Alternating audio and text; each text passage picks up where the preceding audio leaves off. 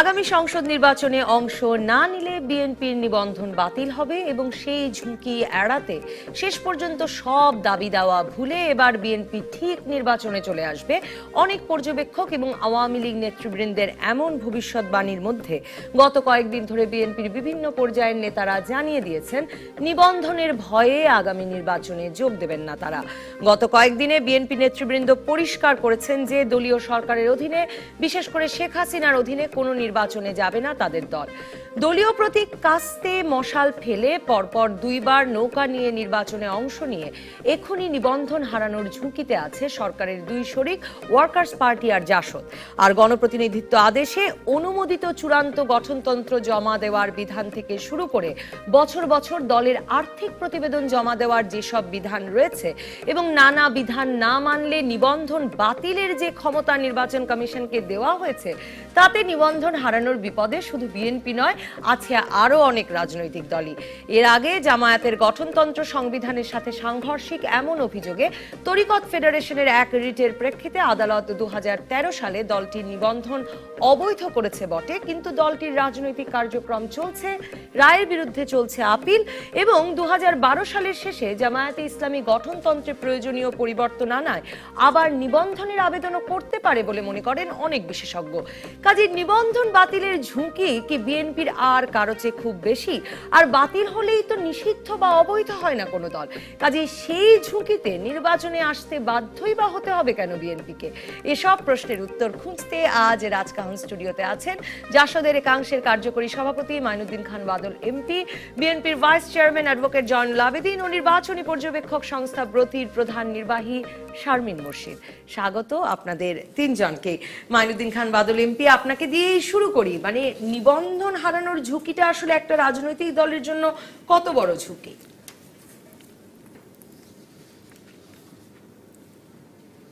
শুনুন, আমি একটা কথা বলি। বাস্তবতাটা হলো রাজনীতিতে দুটো কথা আছে, ডি জুরে অ্যান্ড ডি ফ্যাক্টো,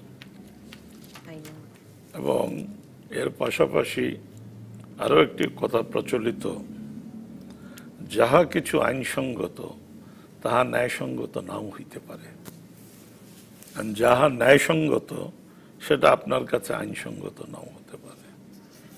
সব প্রশ্নটা হলো যে দেশে যে আইন আছে, নিয়ম আছে, কানুন আছে, সেই নিয়ম কানুনের পরিপ্রেক্ষিতে আপনি বলতেই পারেন নিবন্ধন বাতিল।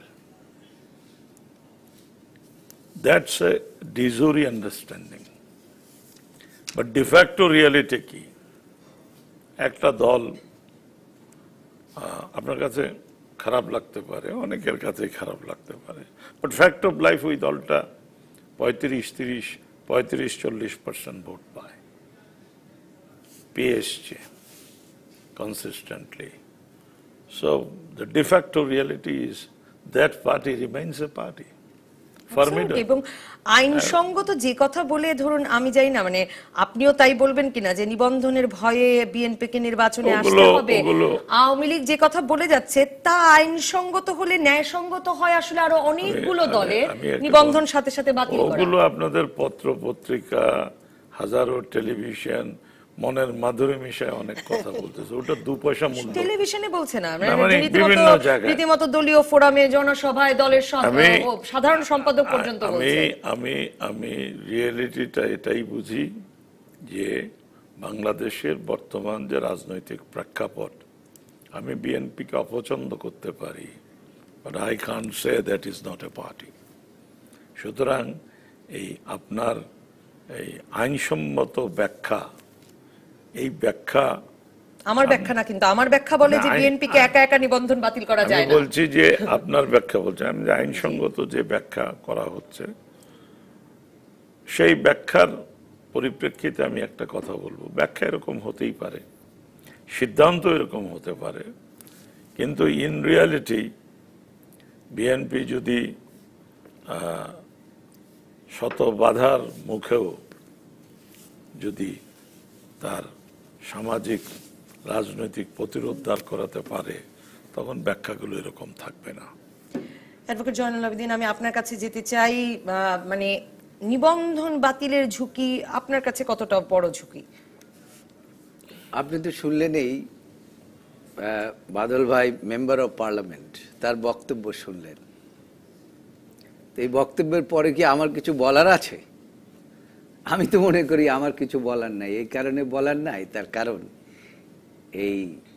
এটা কোনো ঝুঁকির মধ্যেই পড়বে না। এই সংবিধানের মধ্যে এটা কি আছে?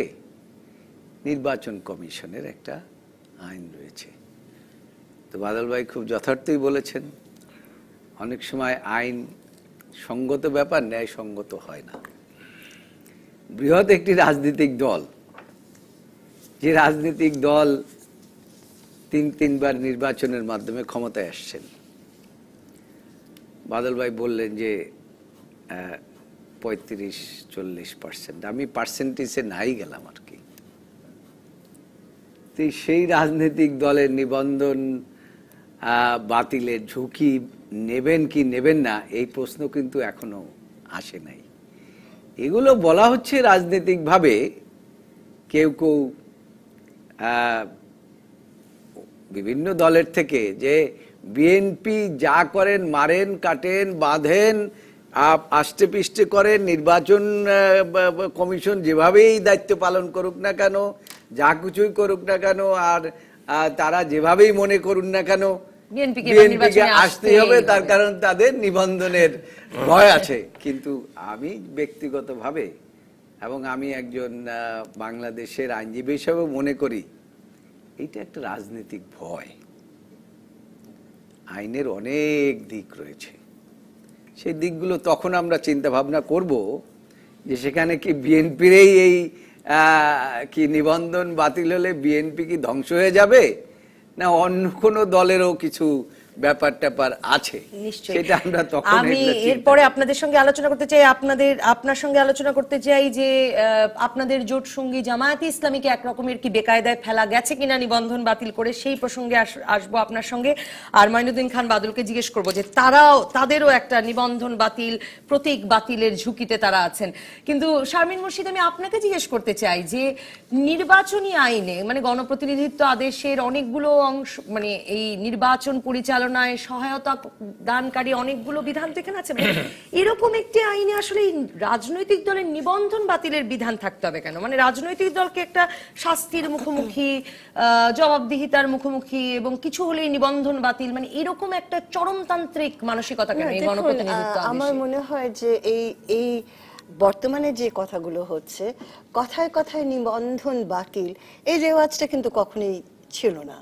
কিন্তু একটা বিষয় ছিল, সেটা হচ্ছে যে এখানে সেখানে আমরাও এ বিষয়ে কথা বলেছি, যে একটা রাজনৈতিক দলের কিছু কমিটমেন্টের জায়গা থাকা উচিত, কিছু ক্রাইটেরিয়া থাকা উচিত, এবং স্ট্রাকচারালি এমন কতগুলো জায়গায় তাদের আসার প্রয়োজন, যাতে করে রাজনৈতিক দলটি একটি স্ট্রং গুছানো একটা কাঠামো তৈরি হয়। যেমন ধরুন যে এই নিবন্ধন পাওয়ার যোগ্যতার কতগুলো ক্রাইটেরিয়া তৈরি করেছে নির্বাচন কমিশন।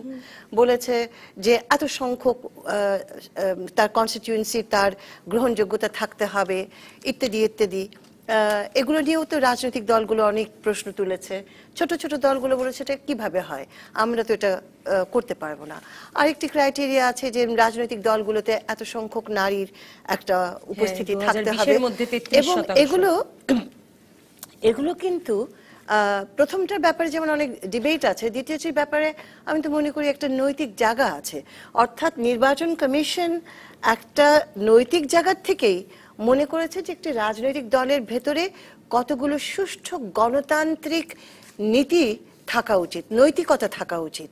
এবং সেই জায়গাটার যে একটা ঘাটতি আছে আমাদের দেশে, আমার ধারণা যে বাদল ভাই এই পাশে আর আমাদের এপাশে নাসিম ভাই, ওনার কেউই অস্বীকার করতে পারবেন না এটা। সেই জায়গাটি থেকে নির্বাচন কমিশনের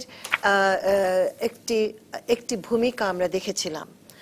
এখন কথায় কথায় হুঙ্কার দেওয়া, আমার মনে হয় সেই জায়গাটায় আমি বলবো যে হ্যাঁ, এটা তো সত্যি যে একটি বড় প্রধান দলের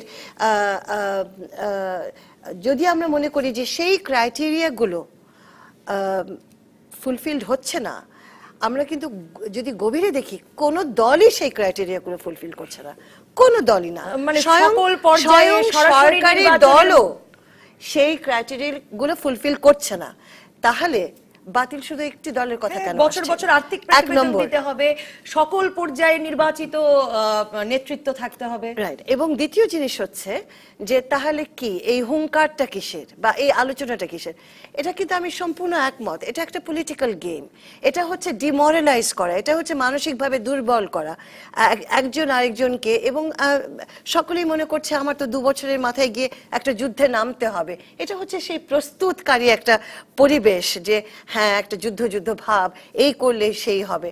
তো এবং যেটা কোয়াইট রাইটলি স্যাড, নিবন্ধন যদি বাতিলও হয় সে যে পুনঃ আবেদন করতে পারবে তা তো নয়, এটা তো আমরা আগেও দেখেছি। তো মানে পুনরায় আবেদনে কিন্তু কোনো সমস্যা থাকছে না। মানে না, কাউকে আরেকটা যদি জিনিস নিবন্ধন আছে, বাতিল আরেকটা জিনিস আছে, এর আগেও হুদা কমিশনের আমরা এই ডিবেটটা দেখেছিলাম, সেখানে বলা হচ্ছে আচ্ছা এটা ফুলফিল হয়নি, যে এটা ফুলফিল করে আসুন, ফুলফিল করে আসুন, জামায়াতে পূরণ করে ইসলামী আসুন। তাদের আমরা গঠনতন্ত্রে আমরা পরিবর্তন এনেছে। যেমন জামাতকে বাধ্য করা হয়েছে তাদের গঠনতন্ত্র পরিবর্তন করার জন্য, এটা আমি মনে করি ইতিবাচক। কেন? আমার দেশের একটা তো মৌলিক নৈতিকতা থাকতে হবে শাসন ব্যবস্থার, আমি এই দেশটাকে কিভাবে গড়ে তুলতে চাই, এবং সেখানে সকল দলের একটা মৌলিক জায়গায় থাকা উচিত, দেশপ্রেমের জায়গা থেকে হোক, দেশপ্রেমের জায়গা থেকে তো অবশ্যই।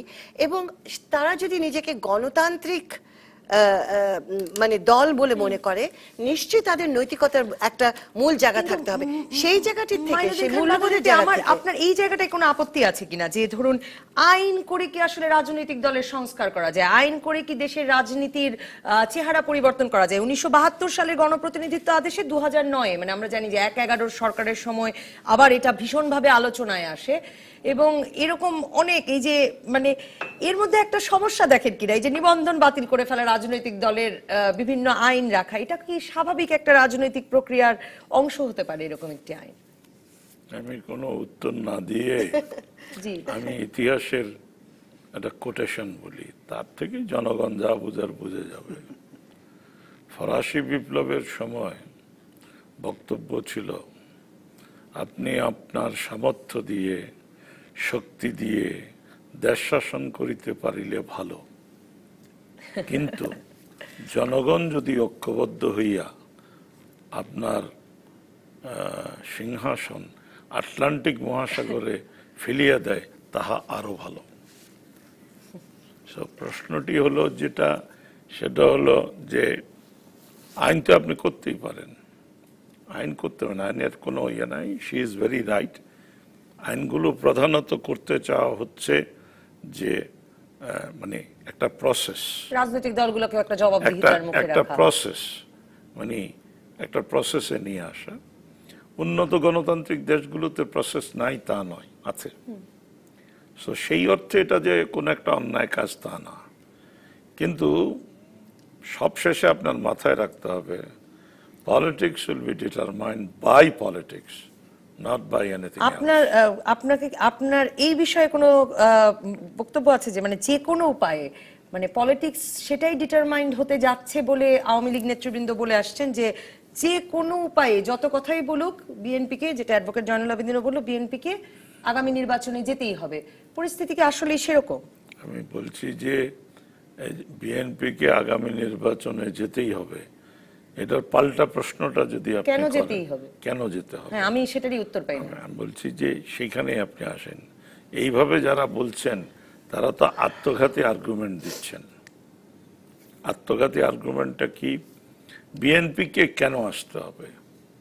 বিএনপি যদি না আসে আসবে না, তার যদি ইচ্ছে না হয় আসবে না, নির্বাচন না করলে করবে না, এবং সেই পরিপ্রেক্ষিতে যদি সেটা তো না করে তারা একবার দেখিয়েছে। না, সেটা দেখিয়েছে, এটা সেটার খেসারত দিয়েছে। সো প্রশ্নটা হলো যে বিএনপি যদি না আসে, আসবে না, কেউ যদি না আসে, আপনি তো নির্বাচন কমিশন বা আপনার মহান দায়িত্ব না তাকে হাতির সাথে বেঁধে টেনে আনা। বাট দ্য কোয়েশ্চেন, আপনি এই প্রশ্নটা করছেন কেন? ব্যাক অফ দ্য মাইন্ড আপনি মনে করছেন বিএনপি ইয়েতে আসলে, নির্বাচনে আসলে নির্বাচন সুষ্ঠুতার দাবিটা আরো প্রকট হবে। এইখানেই তো আপনি এই আপনি যদি এটাকে উল্টো ভাবে দেখেন, তখনই তো আপনি স্বীকৃতি দিয়ে বসছেন যে তার পার্টিসিপেশনটা নিশ্চয়ই জরুরি। সো এই আত্মঘাতী আর্গুমেন্ট দেওয়ার কোনো দরকার নেই। আপনি live the politics to the politicians. তারা আসবে কি আসবে। পলিটিক্স আসলে আমি একটা বিরতির পর এসে মাইনুদ্দিন খান বাদল, অ্যাডভোকেট জয়নুল আবেদিন, আপনাদের দুজনের কাছেই জানতে চাইবো যে নির্বাচনে বিএনপির আসাটা জরুরি, কিন্তু বিএনপি একই জায়গায় রয়েছে কিনা, মানে বিএনপি আবার এখন আসলে তো পরিষ্কারই করে দিচ্ছে যে দলীয় সরকারের অধীনে তারা নির্বাচনে যাবে না, কাজেই আগামী 2 বছরের এই নির্বাচনে আসা যাওয়ার হিসাবটাও একটু অনিশ্চিত হয়ে পড়ছে কিনা। দর্শক থাকুন রাজকাহনে। আমি আপনি শেষ করার আগে একটু 1 মিনিট সময় নেই। কিছুই অনিশ্চিত হয়ে পড়ে নাই। ক্রিকেট খেলায় একটা very important part is sledging, গালাগালি করে, বুঝলেন? ব্যাটসম্যানকে গালি দিয়ে, ব্যাটসম্যান ওকে গালি দিয়ে, এইভাবে চলে। তো that is not part of the cricket, but ওইটা এখন হোপফুলি সো। কিন্তু মানে 2014 সালের 5 জানুয়ারি তো স্লেজিং করতে হয়ে গেল। আপনি 2019 সালের নির্বাচনের করছেন, গা গরম করছেন। একটা বিরতির পর এই কনফিডেন্সই আপনি কোথায় পাচ্ছেন সেটা জানতে আসবো মাইনুদ্দিন খান বাদল। দর্শক থাকুন রাজকাহনে।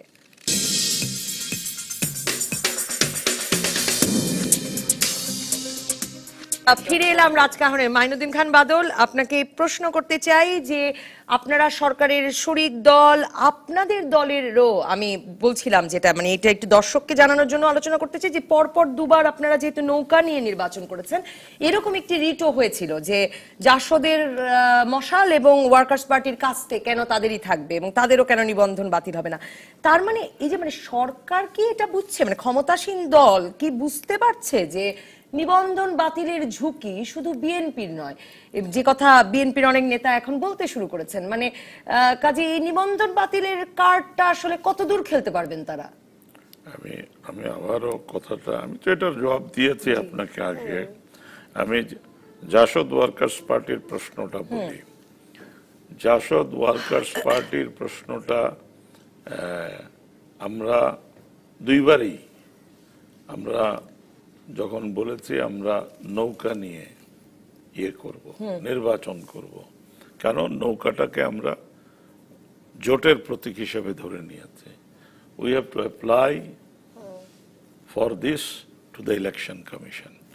ইলেকশন কমিশন এটা আমাদেরকে অনুমতি দিয়েছে।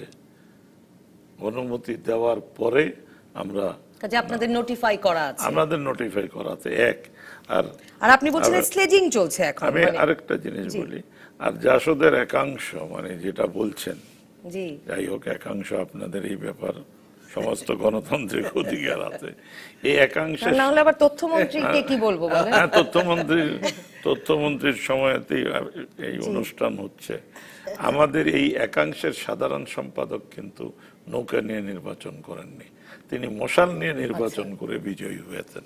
মানে এটা খেয়াল করেন, আমি নৌকা নিয়ে করেছি।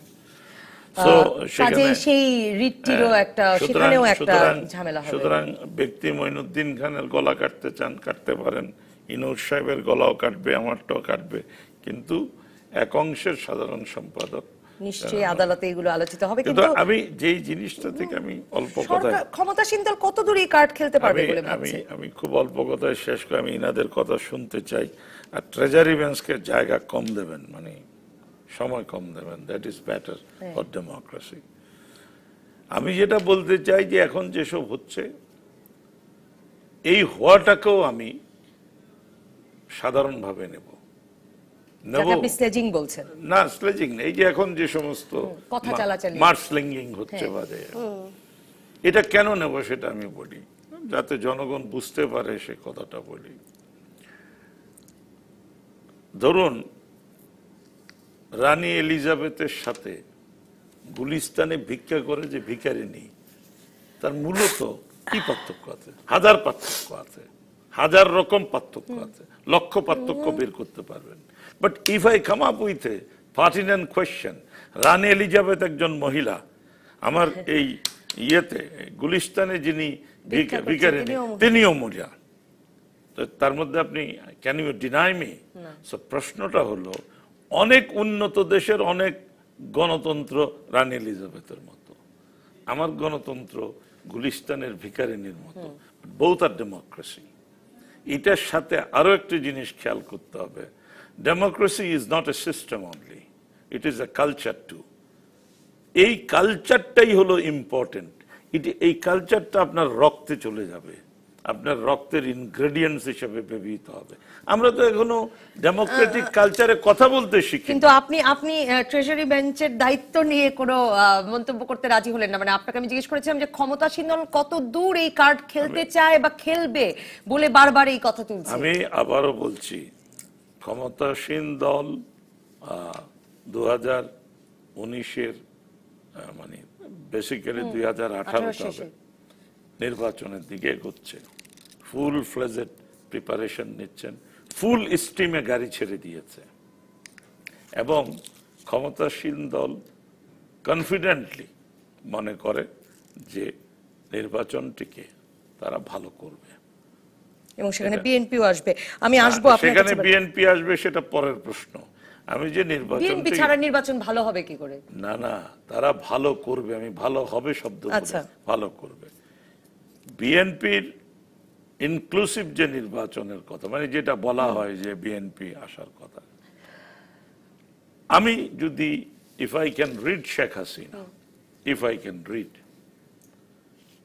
আমি মনে করি যে Sheikh Hasina right at the moment is confident enough যে আসুক বিএনপি, ময়দানে ফয়সালা করেই।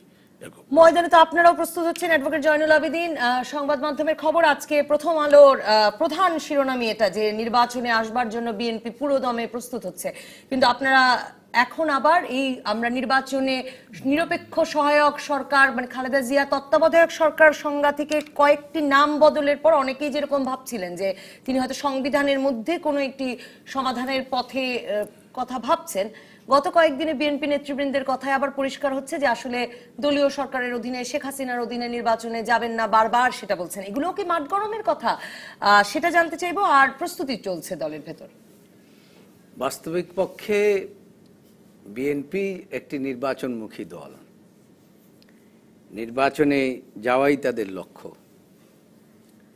এবং বিএনপি মনে করে যে নির্বাচনের মাধ্যমেই ক্ষমতার পালাবদল হবে। এখন কথাটা হচ্ছে বিএনপির কতগুলো অভিজ্ঞতা হয়েছে ইতিমধ্যে বিভিন্ন নির্বাচন দেখে টেকে, যে এই দলীয় সরকারের অধীনে নির্বাচনে গেলে বিএনপির কি হবে, সেখানে আদৌ কি এদেশের জনগণ বিএনপিকে ভোট দিতে পারবে কিনা, তাদের ভোট অধিকার প্রয়োগ করতে পারবে কিনা, সেটা হচ্ছে আজকে বড় কথা এবং সেইটাই বিএনপির সামনে বড় চিন্তার বিষয় হয়ে দাঁড়িয়েছে। এবং সে কারণেই বলছেন বিএনপি, কারণ এই যে অতি সম্প্রতি যতগুলো নির্বাচন ঘটে গেল, এই আপনার ইউনিয়ন পরিষদ, উপজেলা পরিষদ এবং পৌরসভা, আগামীকালকের যে নির্বাচনে সেটাও আমি জানি না কি হবে, এইটি 18টি যে নির্বাচন হতে যাচ্ছে সেখানেও যে কি ভোট দিতে পারবে তাও জানি না। এই আমার সুজানগর পাবনাতে এখানে একটি উপজেলা আছে যে সেখানে আগামীকালকে নির্বাচন হচ্ছে। আমার প্রফেশনাল এক জুনিয়রের বাবা ওখানে নির্বাচন করছেন। আজকে পর্যন্ত নিউজ হলো যে ওখানে তার পক্ষে কোনো লোক মাঠেই নামতে পারছেন না এবং অনেকগুলো দরখাস্ত, অনেকগুলো অভিযোগ তুলেও ধরেছেন, তুলে ধরেছে। এবং ওই যে আমার যে জুনিয়র সেও অনেকগুলো দরখাস্ত নির্বাচন কমিশনে দিয়েছে, কিন্তু এখন পর্যন্ত আগামীকালকে নির্বাচন কমিশন থেকে কোনো ব্যবস্থাই গ্রহণ করেন নাই যে মানুষ নির্বিঘ্নে সেখানে ভোট দিতে যেতে পারবে। যদি প্রচারণায় অংশগ্রহণ করতে না পারে তাহলে পরে সেখানে কিভাবে নির্বাচনে অংশগ্রহণ করবে? তো সেই কারণেই বিএনপি বলছে যে একটি নির্বাচনকালীন সরকার দরকার। যেহেতু তত্ত্বাবধায়ক ব্যবস্থা রাতারাতি পরিবর্তন হয়ে গেছে, সেই ব্যবস্থাটি এখন আর সংবিধানে নাই, সুতরাং এখানে একটি নির্বাচনকালীন সরকার ব্যবস্থা প্রবর্তন না করলে আগামীতে বিএনপি যদি নির্বাচনে অংশগ্রহণ করেও তাহলে পরে বিএনপির সমর্থকরা মাঠে নামতে পারবে কিনা, বিএনপির ক্যান্ডিডেট মাঠে নামতে পারবেন কিনা এবং জনগণ ভোট কেন্দ্রে যেতে পারবে। বেগম খালেদা জিয়া অবশ্য একটা রূপরেখা দেবার কথা বলেছেন, সেদিকেও নজর আছে সবার যে কবে আপনারা রূপরেখাটা দেন। কিন্তু শামীম মুর্শিদ, আসলে তো সময় বেশি নাই, মানে আমরা যদি আবার সেই 2012-13 সময়টা মনে করে 2014 সালের 5ই জানুয়ারি নির্বাচনটি হয়ে যাওয়ার কথা মনে করি, তাহলে আসলে বোধ করা যায় যে সময় বেশি নাই। মানে বিএনপির অভিযোগ নতুন নির্বাচন কমিশন হবার পরেও তাদের প্রতি আচরণে কোনো পরিবর্তন নাই। তারা নির্বাচনকালীন সরকারের বিষয়টি নিয়ে আলোচনা করতে চাইছে, নির্বাচনকালীন সরকারের প্রসঙ্গ বারবার তুলছে। তার মানে অনেকগুলো জিনিস সেরকমই অমীমাংসিত, অসমাধান, মানে সমাধান না হওয়া রয়ে গেছে। কাজেই আলাপ শুরু হওয়া তো জরুরি এখন। 2 বছর বেশি সময় না, এটা সত্যি। তবে একটা জিনিস আমার বারবার ইদানিং মনে হয়, সেটা হচ্ছে যে আমাদের সরকারি দল তার নিজের স্বার্থেই বিরোধী দলের অন্যান্য দলগুলোকে জায়গা, স্পেস দিতে হবে তাদের নিজেদের স্বার্থে। কারণ এমন একটা জায়গায় আমরা পৌঁছেছি, বিগত নির্বাচনগুলোতে আমরা যা দেখেছি। একটা জিনিস আমি বলেছিলাম আপনাদের এখানে একাধিকবার, যে যখন বিরোধিতা এত দুর্বল হয়ে যায় যে তার কোনো অস্তিত্বই থাকে না, সেখানে কিন্তু গণতন্ত্র দূরে থাক, নির্বাচনী পরিবেশ দূরে থাক, যেটা গড়ে ওঠে সেটা হচ্ছে ভয়ঙ্কর। কেন? যে জিনিসটা আমরা আশঙ্কা করেছিলাম যে দলের ভেতরে যে অন্তদ্বন্দ্ব, সেই জায়গাটা যে বড় হয়ে যাচ্ছে, এবং আমাদের সেই অবজারভেশনটা দিনে দিনে কিন্তু প্রকট হচ্ছে এবং আমরা এটা দেখতে পাচ্ছি। দলগুলো নিজের ভেতরে, আমি বিশেষ করে সরকারি দলের কথা বলবো, যে আমি এটা আবার রিপিট করতে চাই যে সরকারি দল তার নিজের স্বার্থে বিরোধী দলকে, বিএনপিকে, অন্যান্য প্রধান দলগুলোকে জায়গা করে দেবে। এবং সেই গণতান্ত্রিক কালচারের কথা যেটা বললেন বাদল ভাই, আমাদের সবচেয়ে বড় ঘাটতি হচ্ছে সেই কালচারটাতে, সেই মানসিকতাতে আমরা পৌঁছাতে পারিনি। সরকারি দলকে গভীরভাবে ভাবতে হবে, আত্মবিশ্লেষণে নামতে হবে। আমি জানি না সেটা তারা করবেন কিনা। সেটা হচ্ছে 5ই জানুয়ারির যৌক্তিকতা একবারই হতে পারে, এটা যখন বারবার হবে তখন এই সরকারকে আমরা ইনএফিশিয়েন্ট বলবো, এই সরকারকে আমরা বলবো যে দায়িত্বহীন কাজ করছে। যে জিনিসটা 5ই জানুয়ারিতে হতে হয়েছে এবং এটা যৌক্তিকভাবে হতে হয়েছে, টেকনিক্যালি হতে হয়েছে, বিরোধী দলের কিছু আমি বলবো, মানে আমাকে ক্ষমা করবেন, বোকামির জন্যে ওই টেকনিক্যাল ক্রাইসিসটা তৈরি হয়েছিল। এটা কিন্তু দ্বিতীয়বার রিপিট করা যাবে না। এবং সেই জায়গাটিতে যদি এখন দেখা যায় ছোট ছোট নির্বাচনগুলোতেও সরকারের যথেষ্ট ক্ষমতা আছে, বিএনপির আমি নির্বাচন কমিশনের কথা বলছি, সে মাত্র দায়িত্ব নিয়েছে। ছোট ছোট জায়গাগুলোতে তাদের প্রমাণ করা শুরু করতে হবে এখনই যে তারা এমন একটা পরিবেশ তৈরি করছে যেখানে সকল দলেরা অংশগ্রহণ করতে পারছে। আজকে যদি সত্যি আমরা দেখি যে উপজেলার এই ছোট্ট ক্ষেত্রটিতে যারা বিভিন্ন দলের আছেন তাদেরকে প্রচার করতে দেওয়া হচ্ছে না, তাদেরকে কাজ করতে দেওয়া হচ্ছে না, তাহলে আমি তো বিশ্বাস হারিয়ে ফেলবো যে 2019 সালে যে বিশাল নির্বাচনটি হবে সেখানে তখন সেটা কি করে প্রতিষ্ঠিত হবে। তো এই জায়গাটায় মানে একরকমের আসলে পুরোপুরি রিপিটেশন হচ্ছে কিনা, রিপিটেশন এখনো সময় আসেনি সে কথা বলার, কিন্তু আমরা আবহাওয়াটার ভেতরে পরিবর্তন দেখতে চাই এবং ওই জায়গাটায় যেন না যায়। এবং দেখুন, জানুয়ারি 5-এর অভিজ্ঞতাটা কিন্তু এই জাতির জন্য ছিল ভয়ঙ্কর অভিজ্ঞতা, এটা ভুলে গেলে চলবে না। আমার দুই পাশে দুই রাজনীতিক আছেন, আমি তাদেরকে এই কথাটা স্মরণ করে দিতে চাই যে তাদের রাজনীতির জন্য আমার দেশে কয়েকশো মানুষ মারা গেছে নির্মমভাবে, এবং এটার জন্য আমি একজন নাগরিক হিসেবে আমি আমার রাজনীতি এবং রাজনীতিকদের দায়ী করছি। একটা বিরতির পর ফিরে মাইনুদ্দিন খান বাদল আপনার কাছে আপনাদের সঙ্গে আলোচনা করতে চাই। আবার নিবন্ধন বাতিলের প্রসঙ্গ আসলে, যে নিবন্ধন বাতিল হওয়া দল বাংলাদেশে এখন পর্যন্ত একটি, সেটি আদালতের আদেশে নিবন্ধন বাতিল হয়েছে, জামায়াতে ইসলামী। তাতে যথেষ্ট রাজনৈতিক ফায়দা নেওয়া গেছে কিনা? দর্শক থাকুন রাজকাহনে।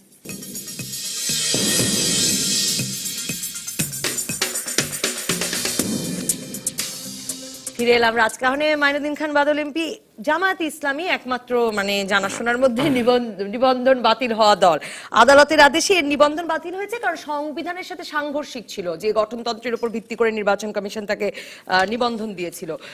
তো সেই দলটির নিবন্ধন বাতিল হয়েছে, কিন্তু দলটি নিষিদ্ধ হয়নি। দলটির রোকনদের সরাসরি নির্বাচনে নতুন কমিটি গঠিত হয়েছে গত বছর।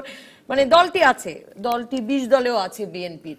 নিবন্ধন বাতিলে লাভ ক্ষতি কি? মানে লাভটা কি এটা যে তারা নির্বাচন করতে পারছে না, কাজে বিভিন্ন জায়গায় আওয়ামী লীগে যোগ দিয়ে তারা নির্বাচন করছে? ইউনিয়ন পরিষদে এরকম অনেক অভিযোগ এসেছিল, আপনিও নিশ্চয়ই জানেন। একটা জিনিস বলি আপনাকে, এই প্রশ্নটি উত্তর দেওয়ার আগে আমি নিজেই একটা বিষয় একটু করি, মানে তুলে আনি, তাতে দর্শকদের জন্য ভালো হবে।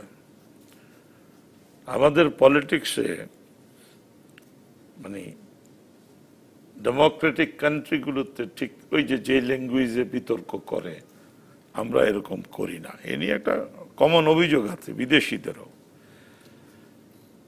তারা একটা প্রশ্ন করে, না জেনে করে, যে তোমাদের মধ্যে এত বিটারনেস কেন? Why you people are so bitter? এবং এর সাথে আরো একটি প্রশ্ন আছে, this particular bitterness, it is dipped with blood. এখানে যে প্রশ্নটি আছে যে এই প্রধান দুটি শক্তির অদ্ভুত একটা বাস্তবতা, যেখানে একজনের শেষ সেখানে আরেকজনের শুরু, এই জায়গাটা এগুলো মাথায় রাখতে হবে। এই বিটারনেসের রিয়ালিটি হলো যে 15ই আগস্ট, 21শে আগস্ট, এগুলো কিন্তু এই দেশের রিয়ালিটি। এই 15ই আগস্ট, 21শে আগস্ট কিন্তু ঘুরে ফিরে আসবে, এটা এখনো রিজলভ হয়নি, এটা ফিরে ফিরে আসবে। একটা দীর্ঘ সময় তো 2014 সালের 5ই জানুয়ারি নির্বাচনের আগে তো বারবার আমরা শুনছিলাম যে যুদ্ধাপরাধীর পক্ষের দল, যুদ্ধাপরাধীর বিপক্ষের দল, এটি সবচেয়ে বড় প্রশ্ন। ওইটার মধ্যে এই প্রশ্নটি আছে, সেটা হলো এই বিটারনেস আছে এবং দৃষ্টিভঙ্গিগত তফাতও আছে। এখানে আমি she was telling it, আমি একটা কথা বলি, এটা আমার অবজারভেশন, আমি বলছি স্বাধীনভাবে। আপনার বিরোধিতাটা তো ডেমোক্রেসির একদম ইনহারেন্ট পার্ট। নানা মতের অবস্থানও ডেমোক্রেসির inherent part. Democracy is nothing, it is a mosaic of different colours, different stone. মোজাইকটা না থাকলে ইট ইজ মনোটোনাস সামথিং। সেই গণতন্ত্রের প্রশ্নে আমি যে কথাটা বলতে চাচ্ছি সেটা হলো এই বিটারনেসের জায়গাটা, this is my opinion, you can record it, record তো হচ্ছেই। এই বিটারনেসের জায়গাটা যতক্ষণ পর্যন্ত কি বলবো, মীমাংসিত তো অনেক দূরের প্রশ্ন, একটা সাইজেবল, দামাচাপাও বলবো না, আমি বলবো এই প্রশ্নটি যতক্ষণ পর্যন্ত পলিটিক্সে মার্জিনালাইজড না হবে, এটা যতক্ষণ পর্যন্ত এই সুরটি চড়া থাকবে, ততক্ষণ পর্যন্ত বাংলাদেশের গণতন্ত্র এই দুর্বলতা নিয়ে এগোবে। এক। দুই, আশার কথা যেটা, জামায়াতের নিবন্ধন বাতিল করে কি লাভ হলো? আমি আসছি ওটাতে, শেষও করতে হবে। জি, সেই প্রশ্নটাও ওই যে আমার মানে প্রশ্নটা, ডিজুরে জামাত বাতিল হয়েছে, নির্বাচন করতে পারবে না, ডিফ্যাক্টো এখন দেয়ার যেখানে পাবে সেখানে সুযোগ নিয়ে কাজ করবে, সেখানে ঢুকেই দেয়া দেয়। সুতরাং আমি যে প্রশ্নটা বলে শেষ করতে চাই, আশার কথাটা কোথায়? আশার কথাটা হলো আমার যে জেনারেশন, আশার কথাটা দিয়ে আমরা শেষ করব। আমি আসবো আপনার কাছে, অ্যাডভোকেট জয়নুল আবেদিন।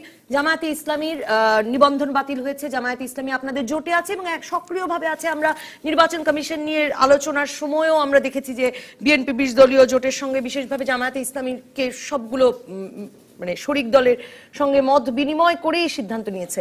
নিবন্ধন বাতিল হয়েছে, তো জামায়াতে ইসলামীর কি হয়েছে? তাই তো, আমি তো কোনো জামাতে ইসলামের যে নিষিদ্ধ যতক্ষণ পর্যন্ত না হবে ততক্ষণ পর্যন্ত 20 দলে জামাতের ইস্তেল থাকে, বাংলাদেশে রাজনীতি করতেই তো কোনো অসুবিধা নাই। জামাত যদি আওয়ামী লীগে গিয়ে যদি বলে যে এখন যে অবস্থা দেখা গেছে বিভিন্ন জায়গায় যে আমরা নৌকা নিয়ে প্রতীক নিয়ে আমরা নির্বাচন করব, এই ইউনিয়ন পরিষদ উপজেলায়, সেখানেও তো কোনো বাধা নাই। তো সুতরাং এই জুজুর ভয় দেখিয়ে যেটা এখন দেখানো হচ্ছে, আমি তো মনে করি এই যারা এই সমস্ত জুজুর ভয় দেখাচ্ছে তারা আসলে প্রকৃতপক্ষে ওই পলিটিক্স যাতে বলে, পলিটিশিয়ান যাতে বলে, তারা কিসে কোনো পলিটিশিয়ান হিসাবে আমি তাদেরকে মূল্যায়ন করতে চাই না। তার কারণ এই জুজুর ভয় দেখিয়ে কখনো রাজনীতিতে আপনার কাউকে দূরে রাখা যায় না। এটা হচ্ছে একটা জুজুর ভয় যে নিবন্ধন বাতিল করে দেবে এবং সেই কারণেই বিএনপি নির্বাচনে আসবে। এই জুজুর ভয় কিন্তু বাংলাদেশ জাতীয়তাবাদী দল করে না, যে কারণে বলা হচ্ছে এখন বাংলাদেশ জাতীয়তাবাদী দলকেও বলতে হচ্ছে বাধ্য হয়ে, এটা কিন্তু বাধ্য হয়ে বলতে হচ্ছে যে বিএনপির যদি নিবন্ধন বাতিল হয় তাহলে পরে অন্য কারো নিবন্ধন থাকবে বলে বিএনপি অন্তত মনে করে না, সেই কারণেই বলা হচ্ছে। শারমিন মুর্শিদ, শেষ মন্তব্য। আমার মনে হয় মোটামুটি আমাদের সব বলা হয়ে গেছে। এখানে নিবন্ধন বাতিলটাই তো আজকের আলোচনার বিষয়, কিন্তু এই নিবন্ধন বাতিলটা সত্যি আমাকে একমতই পোষণ করতে হচ্ছে। এটা কোনো একটা ভয়ের বা ইসের বিষয় না, কিন্তু এখানে যেটা গুরুত্বপূর্ণ আমার মনে হয় যে এটা কিসের রিফ্লেকশন, কি মানসিকতার রিফ্লেকশন, কেন এটাকে এইভাবে বলা হচ্ছে। যদি সেই আনহেলদি অসুস্থ রাজনীতি যদি এটার পেছনে কাজ করে যে এমন একটা কিছু মানলাম না, শুধু নিবন্ধন বাতিলের ভয় দেখালাম, সেটাই হচ্ছে কথা। তো এবং বরং আমি বলবো যে সব রাজনৈতিক দলগুলো যদি ওই নীতিগুলো সত্যি মানার একটা প্রয়াস করতেন, তাহলে হয়তো রাজনৈতিক দলগুলো আর একটা সুন্দর সুঠাম জায়গায় যেতে পারত। আপনি বলেছিলেন শেষ মন্তব্য, আশার মন্তব্য করবেন। জি, একটু ইয়ে করি, আমাকে শেষ করতে অ্যাকচুয়ালি স্টেট হোল্ডারদের ইচ্ছার উপরে বাংলাদেশের আগামী দিনের গণতান্ত্রিক ভবিষ্যৎ নির্ভর করে। আপনারা সেই স্টেক হোল্ডার, এটা বলেছিলেন শারমিন মুর্শিদ আগে। এক বাক্যে যদি আপনার শেষ আশাবাদী মন্তব্যটি করতেন, বলছিলেন একটা আশার কথা বলতেন। আমি চুম্বক কয়েকটা কথা বলি, কোনো বিশ্লেষণের সময়ও নেই। জি, প্রশ্নটা হলো, আমার আশাবাদের প্রথম জায়গাটা সেটা হলো যে আমরা যারা ফ্রিডম জেনারেশন, এই ফ্রিডম জেনারেশনের স্বাভাবিক মৃত্যু হতে শুরু করেছে। এটা আমি একটা জিনিস দিয়ে বলি, আপনি যখন মুক্তিযুদ্ধ বলবেন, শেষ করতে হবে, আপনি যখন মুক্তিযুদ্ধ বলবেন, দ্য ওয়ে আমি ওইটাতে গ্লুড হব, আমার ছেলে ওভাবে গ্লুড হবে না। He will be more sensible. সে অনেক বেশি নির্মোহভাবে ব্যাপারটাকে দেখবে, আমি যেটা দেখতে পাবো না, আমার কাছ থেকে ওটা প্রত্যাশা করে লাভ নাই। ভালো সাইন হলো freedom generation is going out, শেষ হয়ে যাচ্ছে, গোয়িং আউট। রাইট, কোন জেনারেশন আসছে? তাহলে মুক্তিযুদ্ধ নিয়ে রাজনীতিও শেষ হবে? না, তা বলছি না। মুক্তিযুদ্ধ নিয়ে নির্মোহ দৃষ্টিকোণ থেকে রাজনীতি করবে। ফ্রিডম জেনারেশন শেষ হচ্ছে, digital generation is coming. He or she will come up with more pertinent question, mind you. ওইটা দিয়ে বিক্রি করে ভাত খাইতে পারবেন না। এখানে এটাই মনে একটা, এবং at the same time, let me finish my last word. BNP, Jamaat, তমুক যাই হোক, one base question হলো, একটা দেশের প্রতিষ্ঠার যেটা কোর ইস্যু, সেই ইস্যুকে চ্যালেঞ্জ করে আপনাকে পলিটিক্স করতে দেওয়া হবে না, এইটা মাথায় রাখতে হবে। অসংখ্য ধন্যবাদ মাইনুদ্দিন খান বাদল এমপি, শারমিন মুর্শিদ, অ্যাডভোকেট জয়নুল আবেদিন। দর্শক জানেন, আমরা শেষ করি কোনো এক জনপদের কোনো এক মানুষের সাফল্যের গল্প দিয়ে। বেসরকারি প্রতিষ্ঠানের কর্মচারী, নিজ উদ্যোগ আর শ্রমে প্রতিষ্ঠিত ব্যবসায়ী হয়েছেন সিরাজগঞ্জের কবিতা। কর্মসংস্থানের ব্যবস্থা করেছেন অন্তত 6 শতাধিক মানুষের।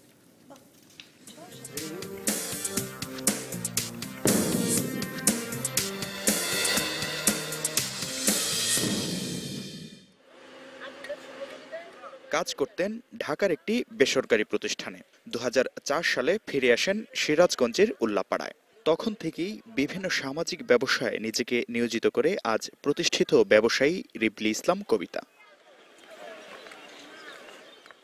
12 বছরে একে একে গড়ে তুলেছেন ইটভাটা, মৎস্য খামার, ডেইরি ফার্ম, ক্লিনিক ও শিশু পার্ক সহ বিভিন্ন প্রতিষ্ঠান। 2004 সালে আমি আমার চাকরি থেকে পদত্যাগ করি এবং পুরোপুরিভাবে ব্যবসার সাথে জড়িত হয়ে যাই। 2005-এ এসে আমি বাংলাদেশ ব্যাংকের ইএফ ফান্ডের সহযোগিতায় প্রতিষ্ঠা করি paradise agro hatchery and fishery. কাজের স্বীকৃতি হিসেবে পেয়েছেন জাতীয় পুরস্কার। তবে স্বীকৃতিতে নয়, মানুষের জন্য কিছু করার সুযোগ পাওয়াকেই সৌভাগ্য মনে করেন কবিতা। 2011-তেই নারী এবং শিশু মন্ত্রণালয় কর্তৃক প্রথম জয়িতা পুরস্কার লাভ করি। 2013 সালে জাতীয় মৎস্য পুরস্কার আমি মাননীয় প্রধানমন্ত্রী জননেত্রী শেখ হাসিনার হাত থেকে নেই।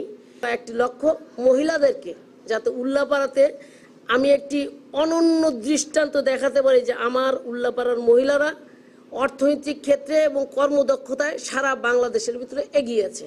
নিজে প্রতিষ্ঠিত হবার পাশাপাশি তার বিভিন্ন সামাজিক উদ্যোগে কর্মসংস্থানের ব্যবস্থা হয়েছে আর্থিকভাবে অসচ্ছল এলাকাবাসীর সাথে। আমি 22 বছর যাবত জড়িত আছি। মহিলা শ্রমিকও কাজ করে, এদের প্রতি সবসময় ওনার সজাগ দৃষ্টি আছে। 140 জনের মতো স্থায়ী কর্মচারী আছি আমরা, অস্থায়ী প্রায় 400-500 লোক হবে। আমি বিগত 8 বছর ধরে রিবলি ইসলাম কবিতা ম্যাডামের পার্কে এবং তাদের প্রতিষ্ঠানে নিয়োজিত আছি কাজে। তার মতো উদ্যোক্তাদের কারণে এগিয়ে যাচ্ছে একবিংশ শতকের বাংলাদেশ, সমৃদ্ধ হচ্ছে গ্রামীণ অর্থনীতি। DBC news desk. আপাতত বিদায় রাজকাহন থেকে। প্রতিদিন রাত 10টা পর্যন্ত সব খবরে খুঁজতে থাকুন রাজনীতি। তারপর রাত 10টা থেকে 12টা আপনার বিশ্লেষণের সঙ্গে মেলাবো আমার বিশ্লেষণ। তৈরি হবে নতুন রাজকাহন। থাকুন ডিবিসি নিউজের সঙ্গে।